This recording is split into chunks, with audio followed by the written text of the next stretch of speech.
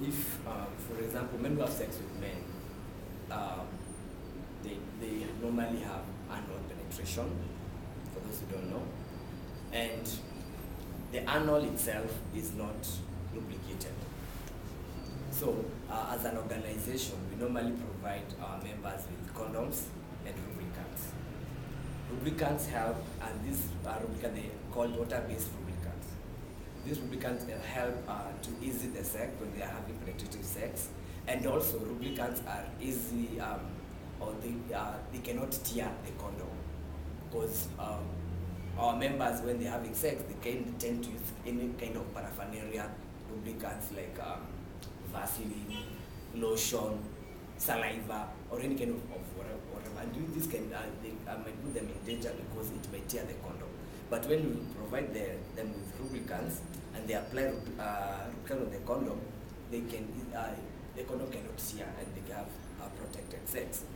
The other thing that we do a lot of education, whereby we mobilize the MSM, they come together and they talk about various issues, relationship, they talk about how to, if they are sex workers, because our organization also works for the male sex workers.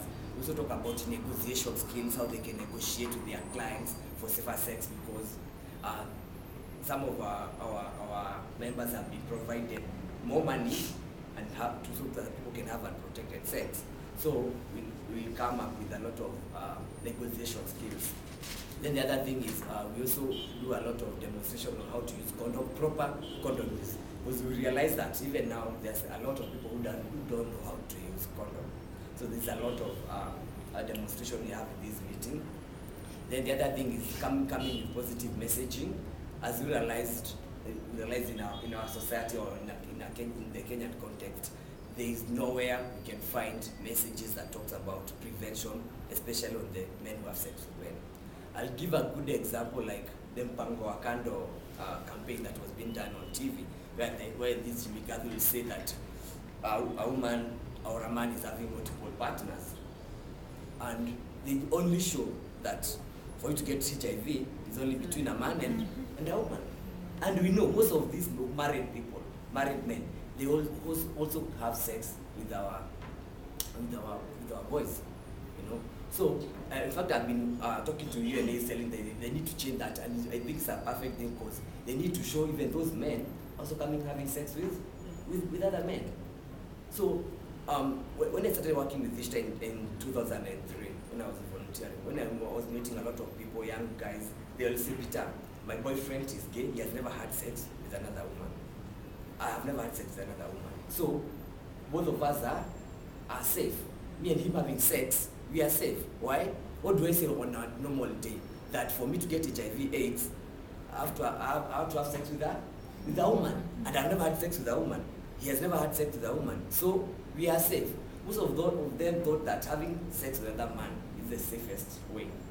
They never thought that they can get HIV/AIDS. Because our society shows that for me to get HIV/AIDS, it has to be a man and a woman. There are no messages, no campaign that target our population. There's no you can find that if you can get anal gonorrhea as a man. No, there's no way. So as an organization, we come in and tell them we are most vulnerable than even the heterosexual community. Anal sex it's easy for you to get HIV/AIDS. So as an organization, we are coming with a lot of messaging, posters, referral system. We are talking to healthcare providers, because that's another thing. Healthcare providers, they don't know anything. They don't know anything about MSM. A person will come and say, I have sex with another man, and the counselor or the nurse will be getting shocked, or even starting a stigma, start telling other people, oh my God, come and see a gay man. You have a situation whereby our members goes for HIV testing. Yeah, they normally do that. And I think, oh my God, guess what? I've seen a gay man. I don't know, maybe they think that someone will come with a horn or something, and the entire hospital come to standstill. You can imagine, will that person be open to the doctors? No. Or will that person ever come back again?